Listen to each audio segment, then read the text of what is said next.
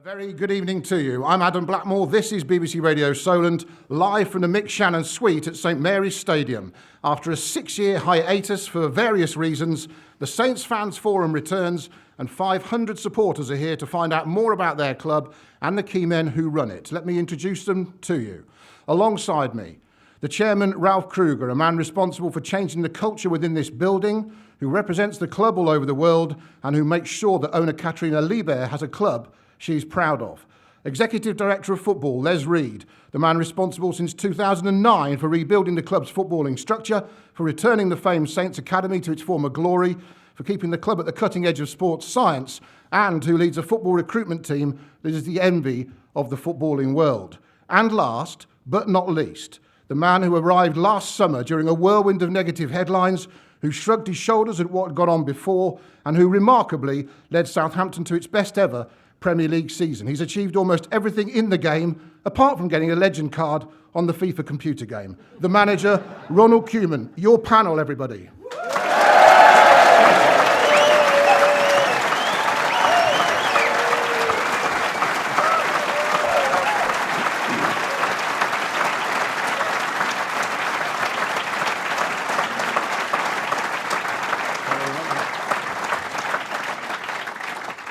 And if this isn't more exciting than Swansea Stoke at 8 o'clock, we're in trouble. Okay. Right. So why on earth have you not got a FIFA legend card, Ronald? Van Basten, Gullit, Van der Sar, Bergkamp, Van Nistelrooy, and De Boer. No, then it's not true. Because I think we need to start a petition somewhere on the lines to get that changed for this Dutch legend. Okay, let's have some hands up around the room and let's get the microphones on. Let's get some hands up for some questions.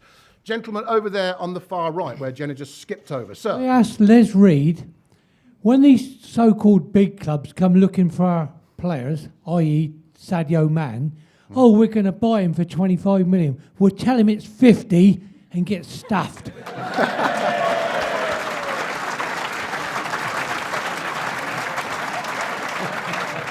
So,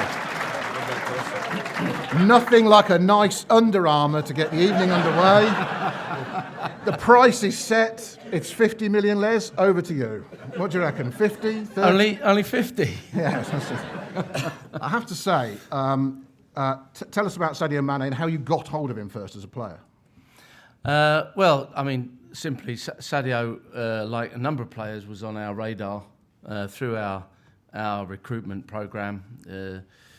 Got a lot of scouts out there all of the time. We do a lot of analytics, and amongst a whole group of players on our database, we try to identify players that we think in the future would be A, available, B, suitable for us, and fit the profile of the kind of players that we want here at Southampton Football Club. So when the time came, then we put into motion the process for recruiting him, which is essentially is a negotiation.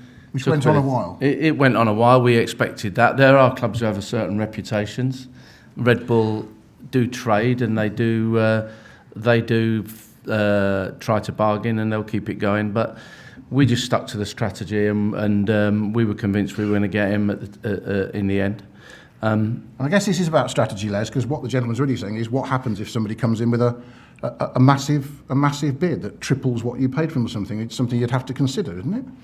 Yeah, but that part of it is doing your homework and getting your intelligence together to know the situation and what is likely to be the value of the player by the selling club, and then go into the process of discussions and negotiations and making sure that we do the right job in selling this club to the player, but also negotiate in a fair and proper way with the opponents. We've been victim of some, dare I say, underhand. It's probably a different strategy using the media, but we tend to try and deal directly with the club and make it a clean transfer.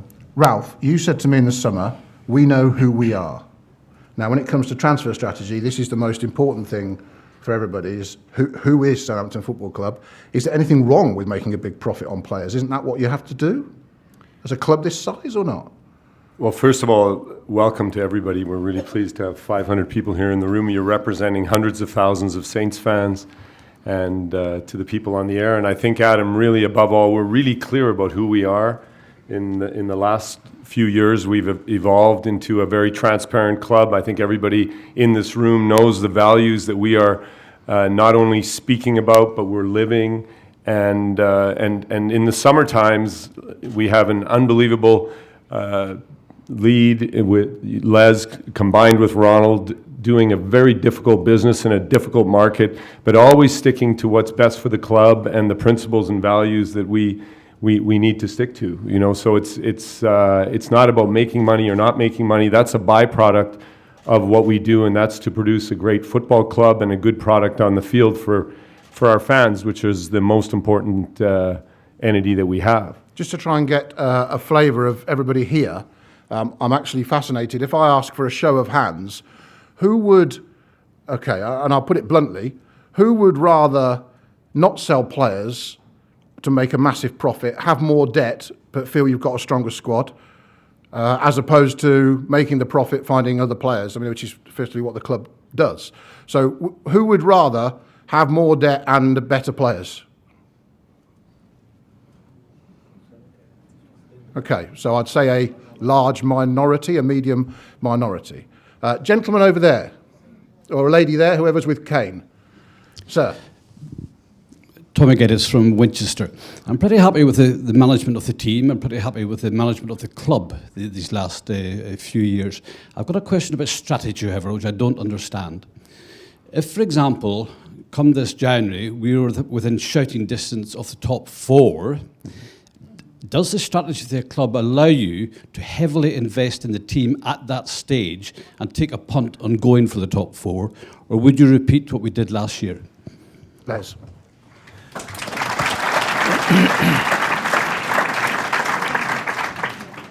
I don't think we do anything by taking a punt on anything at all. We're not into gambling. We would plan our strategy through the whole season. And you're asking me to look into a crystal ball as to what the situation we would be in then. If we're fourth in the Premier League in January, there can't be an awful lot wrong with the squad or the team that it would need any kind of major surgery. And I would say that we would do what's right for the team at that time, but definitely not take a punt, because that's just gambling with the future of the club, and we won't do that. Thank you, Les. Over there, on to the right, gentleman there. Yeah, Derek Heritage from Bournemouth. Are there any plans to develop the stadium and increase the capacity? Okay. Ralph. Right now we have a beautiful home here. St. Mary's is a wonderful place, and until the stadium would be full for multiple years, it wouldn't really be a topic of discussion, because we need to have the stadium full regularly, and you fans have been amazing. We are getting there, but until that's a theme, we need to concentrate on building the club in other ways. Increasing the recognition around the world is one way that we can get stronger, but it could be something in the stars. We'd love to see that happen, but again, you need to be a multiple sellout situation for multiple years before it makes any type of sense economically. And I guess, given that Gareth Rodgers said to me when the financial figures came out that all the money the club has made goes back into the playing squad through wages, whatever, you would have to, if you were going to build the stadium, spend some time not putting money into the players, wouldn't you? Well, that's correct. I mean, it has to make financial sense. And at the moment, I think we are working on so many things, and I can feel that the fan base is excited about it, and that just isn't at the front of the list right now, Adam. Ronald, as a manager, you obviously want to always keep your good players, but you've come from Dutch football, where it has exported players for generations, and you've had to work in Dutch football where your good players will always go to the bigger leagues. So what have you learnt about how a club sustains or strategises itself when it's a smaller club dealing with bigger fish? Yes, it's difficult because you have always to realize also the ambition of players. Every player likes to play on the highest level, like to play Champions League.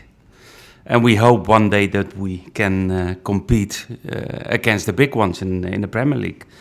but we're growing, and that's always a discussion what I have with the players, like with Morgan. To keep the player for 1 year is already difficult, but maybe impossible for the next also then to keep for the second time that kind of players, because that players has also the ambition. What I had when I went Barcelona from PSV, and of course that's different because that distance is bigger than the distance between Southampton and Man United or Liverpool, for example. But Morgan eventually got it right, because the year made a difference to the size of his move, didn't it? That year at Southampton was better for him than moving to Spurs a year before. Yes, after yes, but on that time not. And now he realized that he did the good advice, or that he take the good advice from the club and from me as the manager. But it's always difficult, but because it's not only the player, it's the agent, it's the people around the player who are a big influence to the player. I know you're a big fan of agents. Now you're a manager. Gentleman in the front row there, sir. Trevor Jones, this is to Les Reed. We've got this black box, people on our radar. Why do not we sign them for longer, 5 years? The same as why didn't we sign the manager for 5 years? So hang on, just... Why didn't you sign for... just to clarify, you mentioned the black box, but then you mentioned contracts. I'm trying to work out what the link is between the two, Trevor. Les Reed said that they were on their radar. They were on his radar, yeah, and on the black box. So if they were that good, why not give them a 5-year contract and keep them here?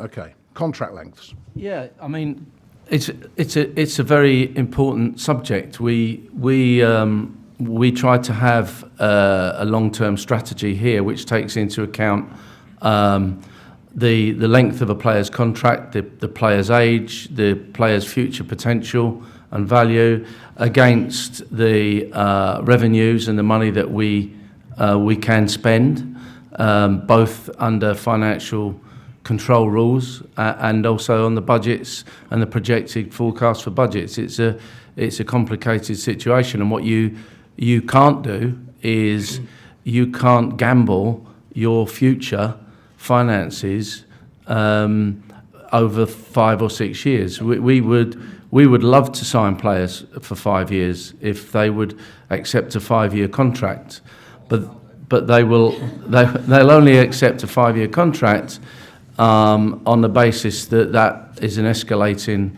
salary.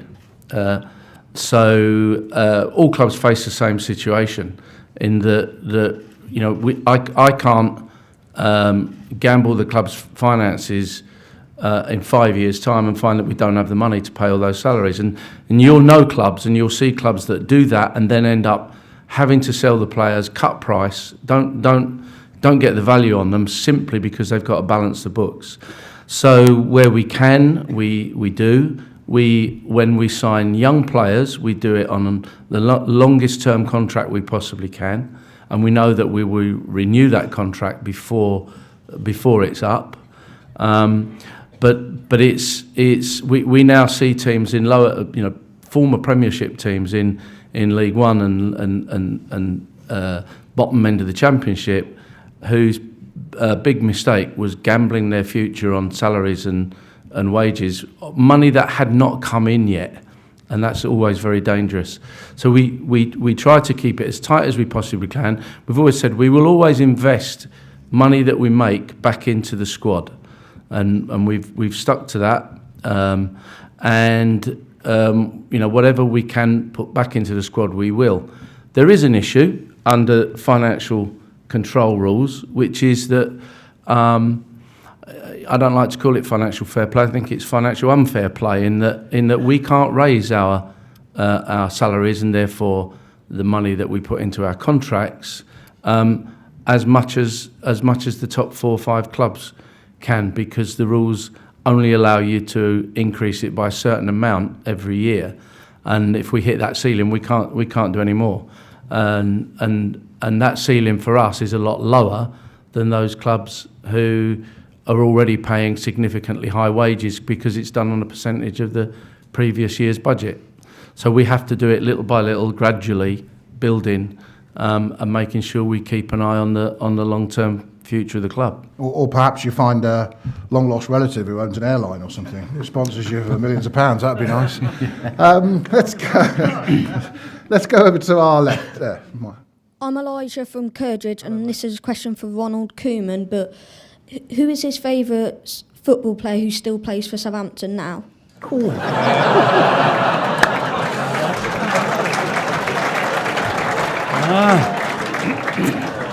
That's a tricky one. You're only allowed 2 words. 2 words. Now, if I look to the players, and as a manager, you look to players not only about individual qualities of scoring goals. You look at overall the performance of the player, and I think we have a great captain, Jose Fonte.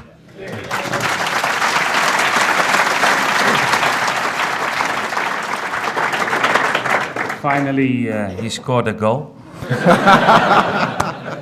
But I think he's really a club captain like Kelvin Davis, and I think they show the players, they show everybody how familiar the club is, and they give the new players always the direction to follow. And I think that's also very important. Then you talk about things out of the pitch, but the behavior, how you have to behave as a football player, as a professional, I think that's fantastic, and that's a great example for everybody. Can I just ask you about Jose Font, because I think he's worth a mention. I mean, obviously, you signed him in 2010, Les. I've worked with him for that long. You've worked with him for that long. His development, you think you signed him to play in League One, to play in the Premier League, have the most, blocks, interceptions in the Premier League last season, to be the captain he is, and the way he talks now with his authority, his development is nothing short of remarkable, isn't it? In 5 years?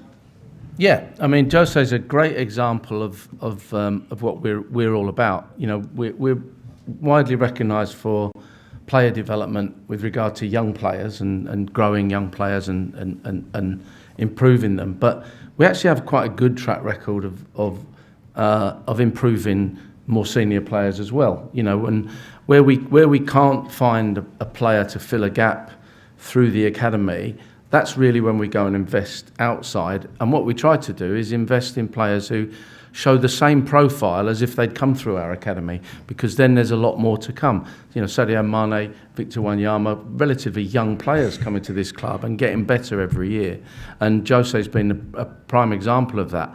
You know, I think we should be very proud of the fact that not only have they improved as players, but players like Jose and Graziano are getting international recognition since coming to this club and developing at this club, and obviously Ronald and his team have a lot to do with that. But it, you know, it's we've got a good reputation for now. Join this club, play at the top of the Premier League, and become an international player. And so Jose's done absolutely fantastic. And earn that recognition with Portugal as well. Not a bad country to play for. No. How important was he last summer, if everyone doesn't mind me just asking quickly, because his leadership that came out in that difficult summer in 2014, as you were arriving, how important was he to you, Ronald? No, he was important, because I came to the club, and I feel at that time difficulties, because we had to sell a lot of players. I think the one good thing what we did with Jose, but also with Kelvin, with Stephen Davis, and was inform the players about the strategy of the club, about the way how we like to play, about for sure to say them, we will keep quality, we will bring in good new players. And of course, then you have to wait, but from that start in that pre-season in my first year, I think it was difficult, but these players, these important players, showed the ambition to the rest of the squad, and that was important. And little by little, we did well. We had good results. The new signings showed the qualities, and everybody was happy. Gentleman over there on the left. Get your hands up, by the way, for Jenna and Kane in a minute when this is going round. Hello, my name is Terry Leon. I come from Petersfield. It's a question for Ronald. Ronald, a player that you were interested in last year to pay is now not getting on too well at Manchester United. Do you think Van Gaal is too demanding? And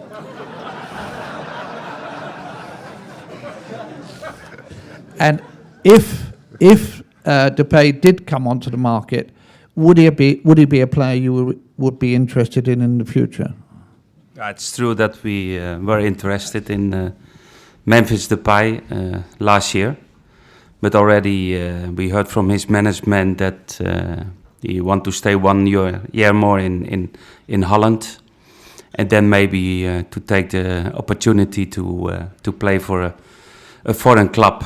And I think Depay now at the moment, that's a difficult time, but it's normal because that player still is 21, and of course maybe the step to Man United in all aspects is a difficult one, and he needs more time.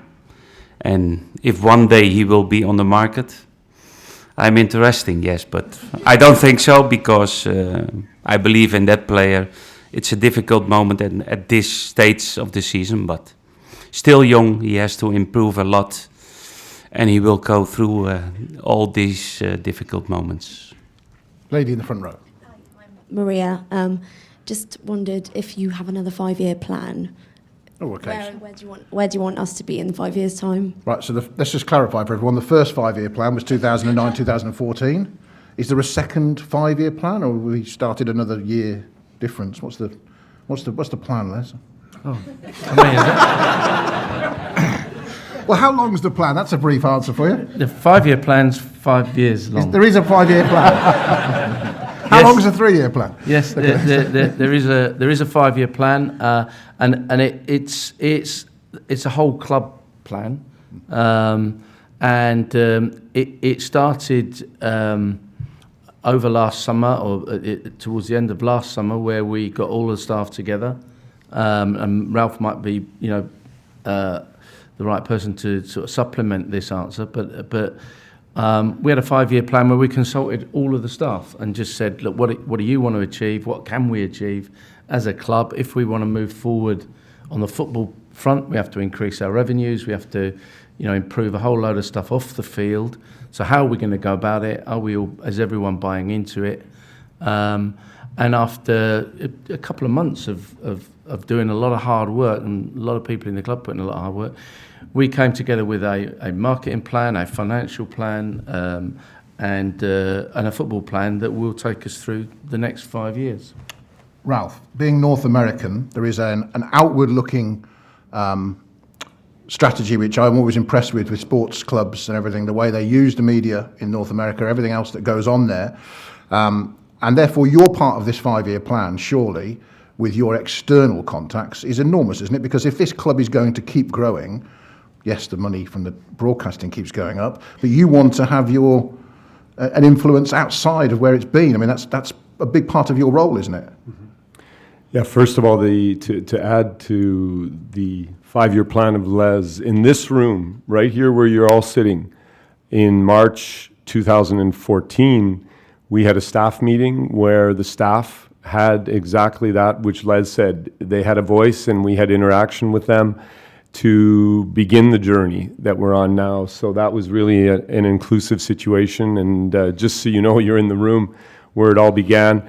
And we are growing not only here in Southampton and in the immediate area where our most important base is around the home, but we're growing outside. And part of that, Adam and everybody here, is about the teaching arm that Les has already spoken about. We are truly proud of what we're unique at. One of the things we're unique at, we're sure of, is how this club functions as far as the way we treat people. That we believe if there's anybody out there, they only do it as well, but not better, and that's something because the people are involved. The second thing is that we are a teacher of football. It, of course, begins with Ronald and his staff, but it runs right through. Yesterday, I was 4 hours at the training ground, and if you ever have a chance, and I don't know if they're all allowed to go there, Adam, but if you have a chance, I don't know if I'm allowed to open this door. Do they have to be parents? I don't even know that. But you need to go there when the 8s and the 9s and the 10s, 11s, 12s, 13, 14-year-olds are playing in Southampton Football Club. It's an amazing experience to see the parents and the kids and the referees. We're educating referees, we're educating children, and all the way up to 37-year-old Kelvin Davis, who's still trying to get better every day. And it's that teaching arm of the club that makes us unique. So Can you sell it? Can you sell that teaching arm? Yeah, we are working at a model, and you will see some things happening in January and February where we're going to go and teach in the U.S. The USA is a place where we're going to begin by beginning a model, which again, you as fans will be able to see how that evolves.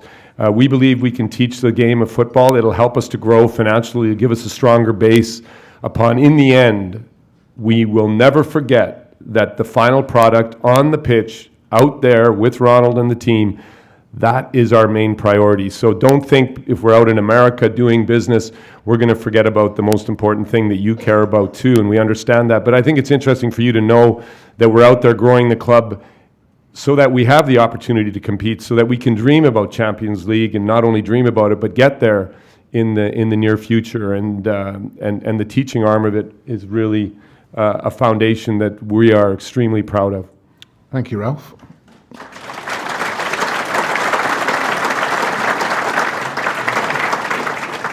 So, hi, my name's Matt Carpenter. Believe it or not, I look far too young. Season ticket holder for 48 years. Okay. I hate to say it after Saturday, but I live in Leicester. Buggers. Next question. No, anyway. Don't worry. Well, as I've said, we'll finish above you lot. Anyway, as a fan, question for Ronald Koeman. As a fan, we often talk, you're a rare commodity in football in that we genuinely believe you're a man of values and your word.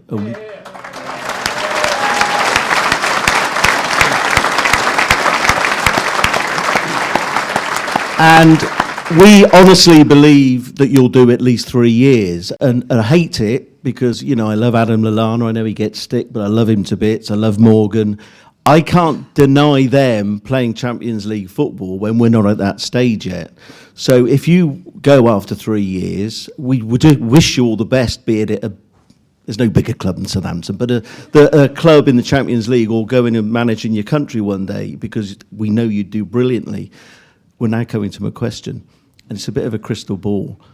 What would have to happen in the next year, 12, 18 months, for you to consider doing a longer stint with this fantastic football club?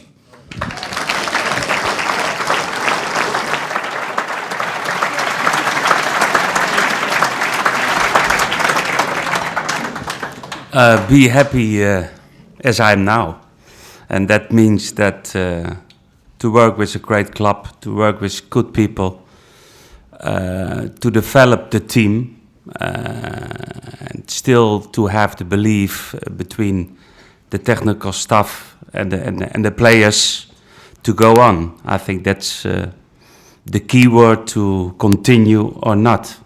And but it's my second season. We have time. We have time to think about it. It's too early to take decisions about that. And the ambition is to continue and even make it better in the way how we play, how we get the results, and try to achieve what we did last year. And the ambition to win a title, but it's very difficult, we know. But if Aston Villa can play the FA Cup final, why Southampton not? And that will be great, and we will fight for that. Can I just add, and I don't want to be seen to be being obsequious here, but having worked with a lot of managers, and the very lucky job I have, I don't know about you, but there are very few who ever answer questions with answers, like Ronald Koeman.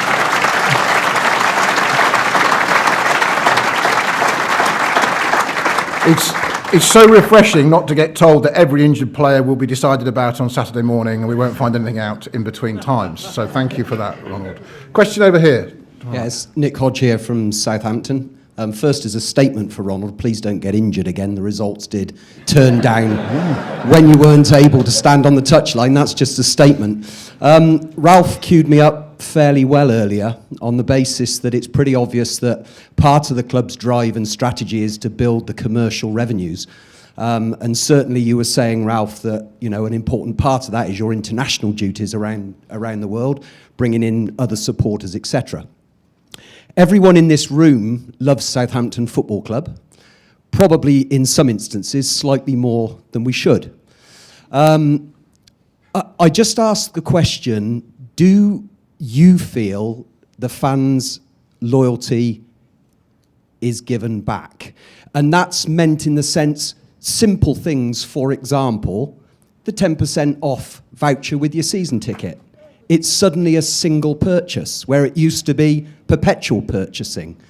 I buy my season ticket way in advance, I pay for all of my tickets, I get discounts on my tickets, but actually, having followed the Saints uphill, down dale for many, many years, I probably get it £60 a year less than somebody who decides to come this season.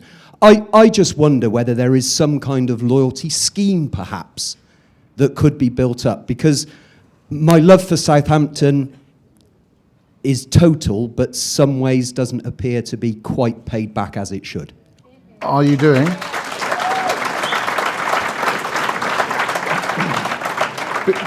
Just before you answer that, Ralph, again, a little show of hands in the room. How many people are unhappy with the value of their season tickets? No, to yourself. What you pay, how many people are unhappy with what they pay? Could I just say that wasn't really what I was saying? No, I just wondered. You mentioned season tickets and discounts. I'm happy with the price of my season ticket. Yeah. It's the overall. Having been to Peterborough on a very wet Tuesday night, I would have hoped maybe I built up 20 loyalty points, which were £1 for each to come off my season ticket. Okay. But for instance, Ralph. Okay, first of all, what was your full name, sir? Nick Hodge. Nick Hodge. Okay, because we have a lot of staff members here listening to this tonight. It's not just the three of us up here. And Nick, we will contact you, and I'll tell you right now, just to have a conversation, because it would take a long time here, because we're speaking about part of a philosophy. So when everybody came in August to the 2 European Cup games, or if you come to Aston Villa, we are pricing those games as an example so that we can get new spectators in here. We're going to have a full house next Wednesday because of the pricing scheme we have. And so what you're speaking about is one little piece of an entire philosophy, but I'm interested in having that conversation with you, and we will answer that in a better way on our website in a discussion with you. Our media team is listening, right, Jordan? Okay. Because I don't think it's right for me, because we have excellent people in all different areas of the club. My job is to be chairman and to make sure the culture's in line. But we have excellent people everywhere. We have experts who we trust, and we give them the responsibility to make decisions. Just like Ronald does out on the pitch there, we've got people making decisions financially, and you need to know we care about our fans. We really care about you, and we love your loyalty. We love the warmth we have here in St. Mary's. It's the greatest thing to experience, is to walk out with Les on a match day, to get in the middle of all of you and watch the game. So trust me, we respect your loyalty. And maybe we can get creative. We are always looking for new ways to do things. But in the end, one of the examples, again, I'm going to take is that we're filling Aston Villa with an unbelievably fair pricing scheme. And we're trying to help you on the road. We're trying to subsidize road trips. The European side of it was a big opportunity for fans. So we will never make everybody happy all the time. We know that, but we are trying. We are trying every day.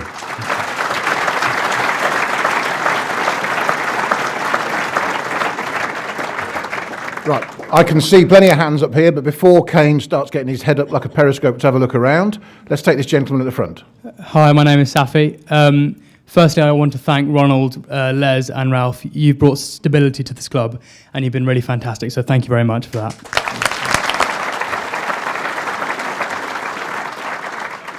My question My question is for Ronald. In the last couple of home games, we've scored 3 goals from set pieces. Is that something that you particularly worked on in the summer? And if so, how did you go about arriving at that conclusion that we needed to work on set pieces? Because last year, I don't remember many goals from set pieces. So yeah. No, that's true, but we don't do more time to practice set pieces than we did last year.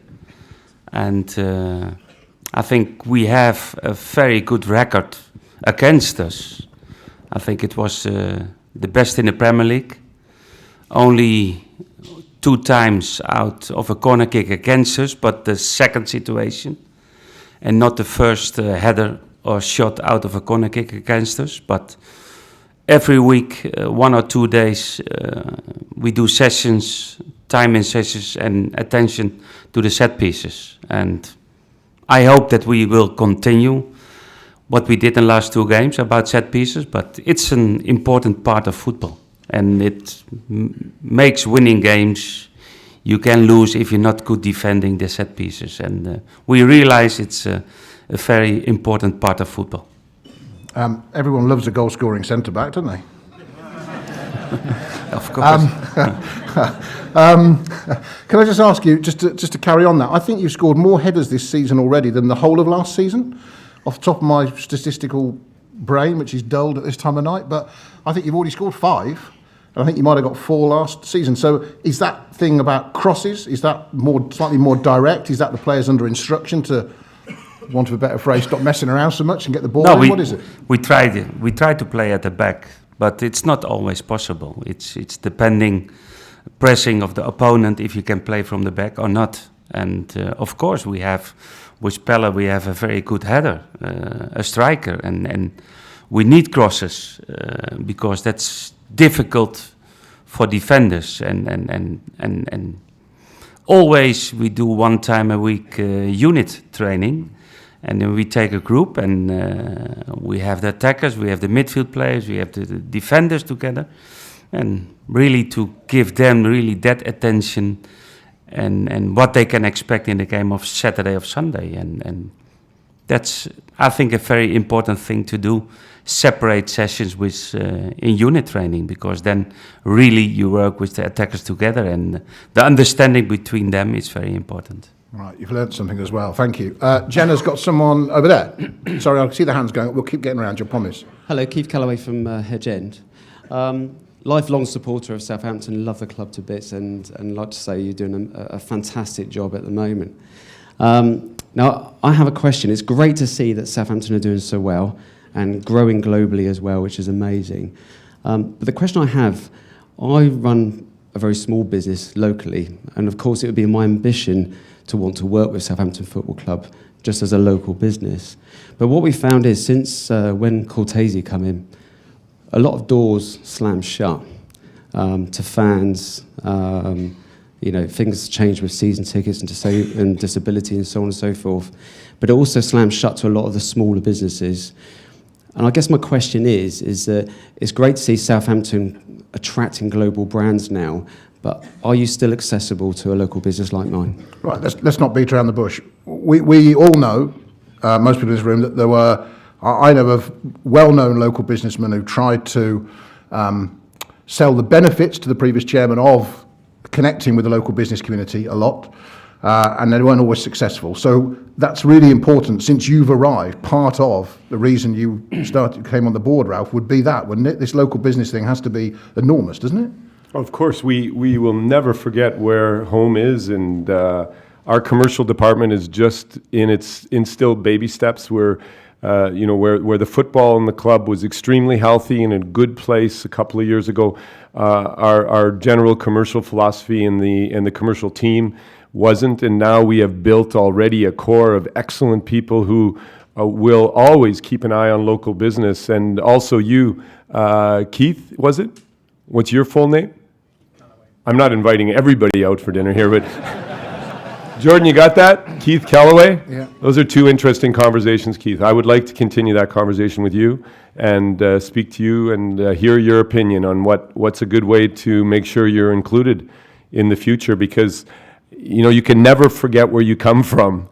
And as much as we're out there in the world and very proud of the excitement that we're getting in all regions of the planet, people see us as an underdog in the league.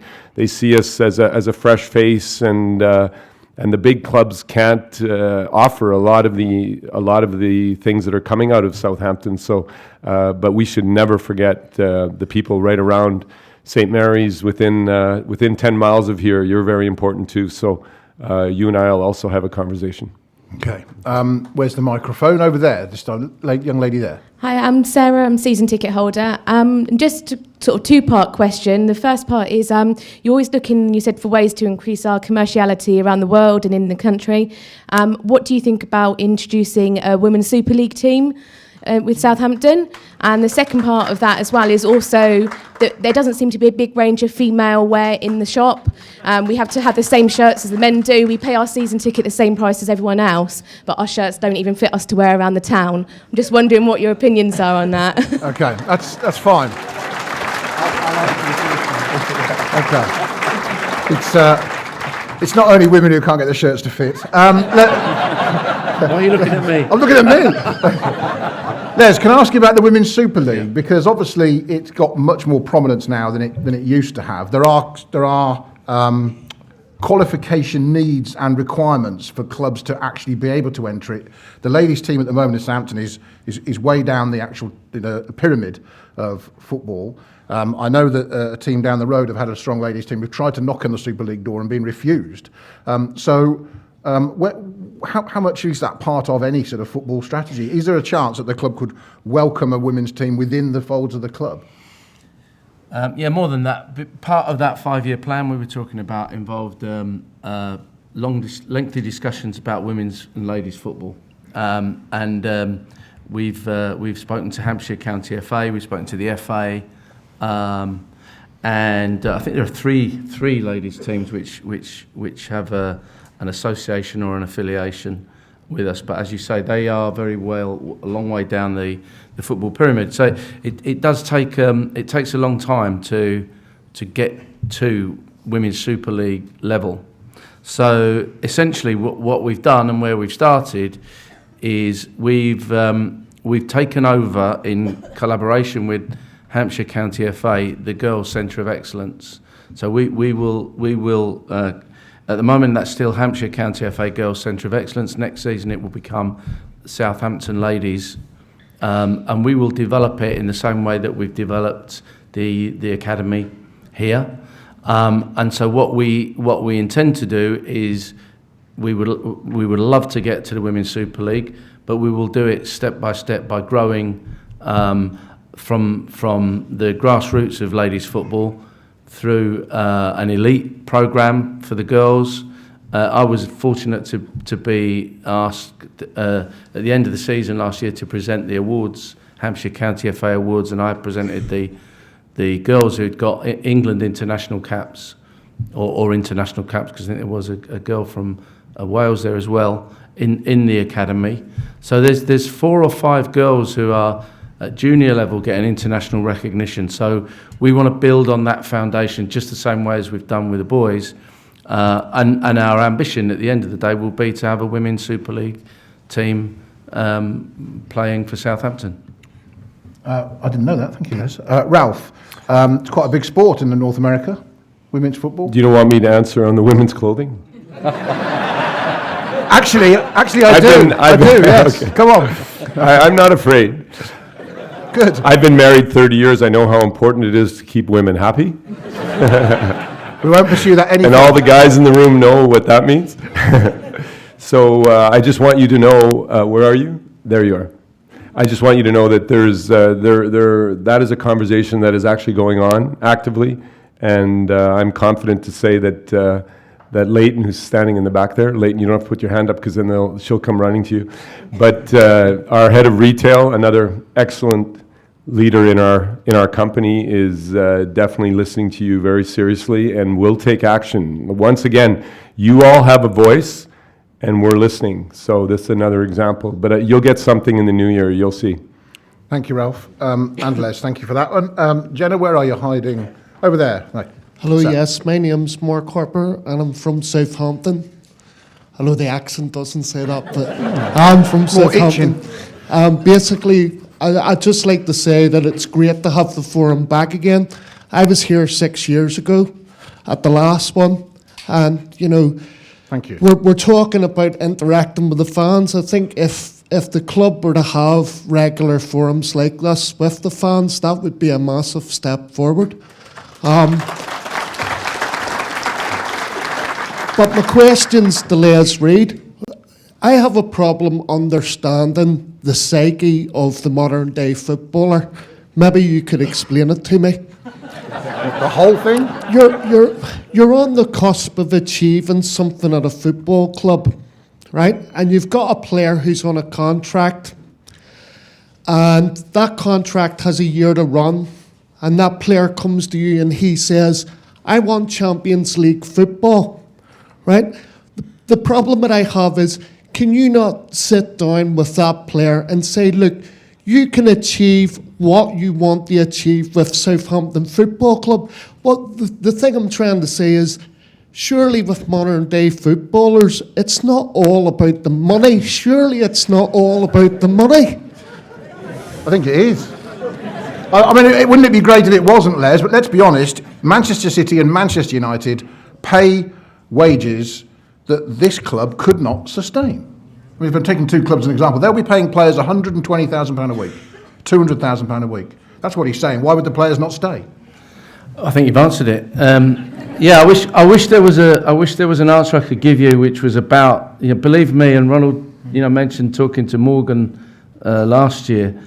I wish there was a way we could sit down and talk to them about their futures and the long term, and, you know, but basically what it always comes down to is the fact that if you notice, we don't sell anybody downwards. We only sell them up to Champions League clubs, if you like, and at the end of the day, the difference in salary is so huge that it takes preference over any of the other arguments. Even now, we may be able to persuade them to stay longer, and over the years, as we improve our income and we're able to compete a little bit more, we may be able to stretch that even a bit longer.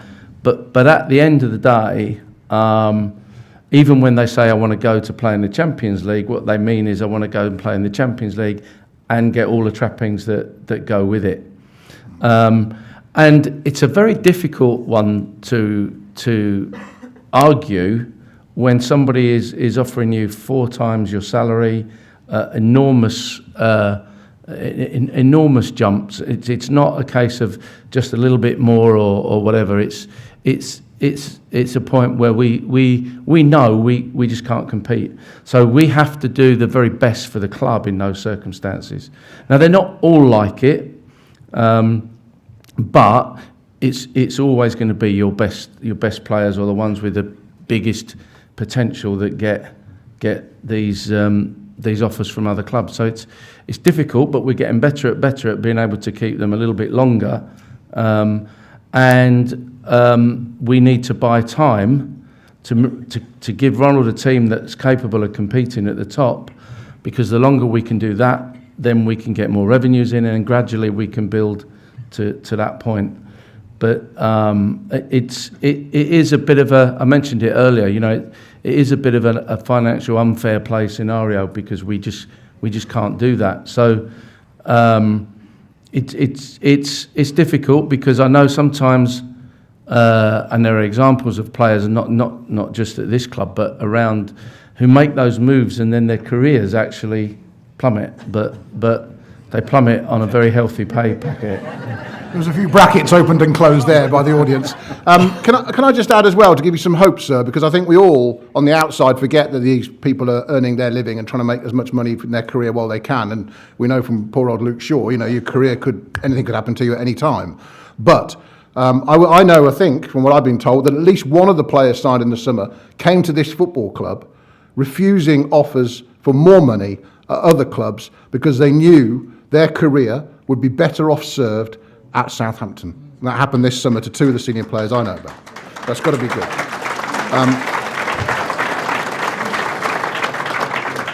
Ronald, what about the player's perspective? You've obviously been a top-class player. It's hard, isn't it, just to be philosophical and do the right thing when the money's part of it, isn't it? Surely it's your job. Yes, but I think it's always, in my opinion, it has to be the football reason and not the money reason. And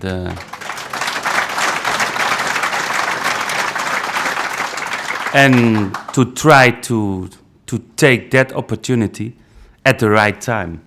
And I've experienced with a lot of young players from Holland, when they go too early, they're still not prepared on that level.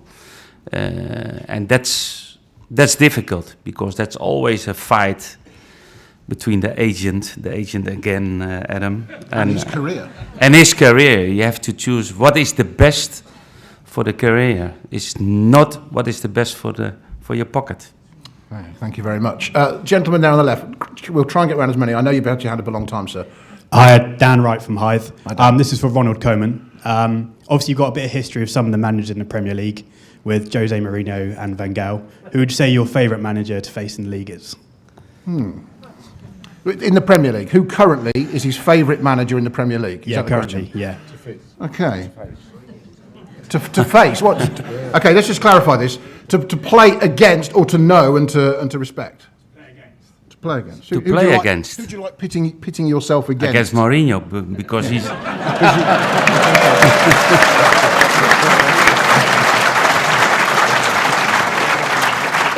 He's still not winning against us.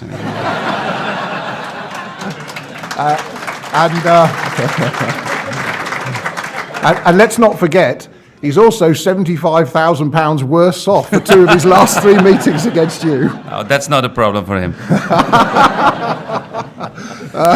Jenna, where are you? Okay.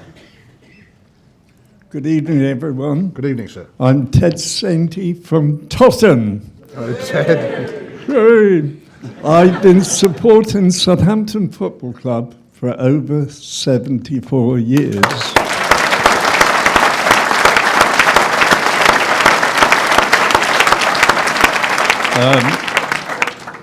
I expect you can see it. I started going to the Dell on a Wednesday afternoon, all on my own, Wednesday afternoon football at that time during the war. Now I'm a very happy man because I've got you lot up there and I've got 10 of my family with me at the St Mary's. So this is why I'm so happy. 1 to 10. There you go. Thank you, Ted.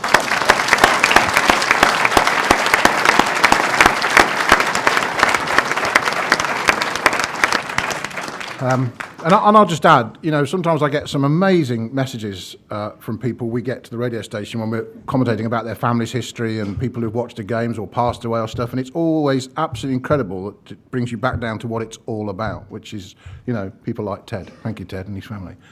Over there, sir, on the left, far end. Hi, Dan from Southampton. Quite a lot of us travel away, up and down the country, and recently Swansea brought in a new campaign where their supporters pay no more than £22 for an away game. Are there any plans for us to do that for every away game?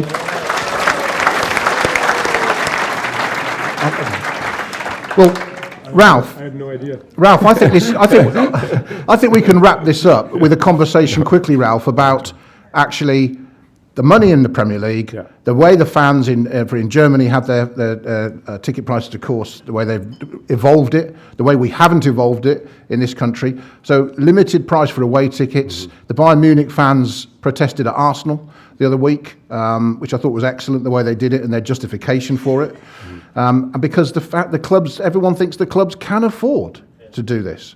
So what is the chance that you can make progress within the family of the Premier League and with another chairman to actually do something for everyday people who are trying to afford a sport that they love but which goes up and up and up and up?